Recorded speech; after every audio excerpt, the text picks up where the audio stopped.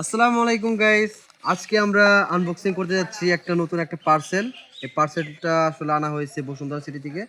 একটা শপের অ্যাড্রেসটা আসলে গরিবের দিতে গাজেট। পারছি না এখন। গরিবের গাজেট। ও আচ্ছা, এটা লেখাই আছে গরিবের গাজেট থেকে আমাদের পাঠানো হয়েছে। তো গরিবের গাজেট থেকে পাঠানো হয়েছে এই প্রোডাক্টটা, আর আমরা এখন আনবক্সিং করতে যাচ্ছি। খুললে দ্বিতীয়বার আসলেও কেউ করতে পারবে না, ক্লেম করতে পারবে না যে এটা খোলা হয়নি। এটা আসলে সিরেই খোলা হবে। তো ফার্স্ট আমরা সিরে ফেলি প্রোডাক্টটা। আসলে আমরা এনেছি একটা লাইটিং কেবল, ইউএসবি সি টু লাইটিং কেবল। তো লাইটিং কেবলটা আসলে আমরা দেখি বেসোসের অরিজিনাল লোগো, 20 ওয়াটের চার্জার দেখতে পাচ্ছি। খুব হাই কোয়ালিটি, খুব হাই কোয়ালিটি দেখতে পাচ্ছেন। এটা মেড ইন চায়না, বাট বেসোসটা আসলে বাংলাদেশে অনেক ভালো চলে, সেজন্য আর কি আনা।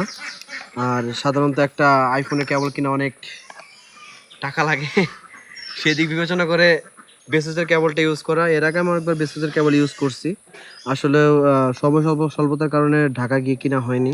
এখন সেজন্য অর্ডার দিয়েছি গরিবের গ্যাজেট থেকে।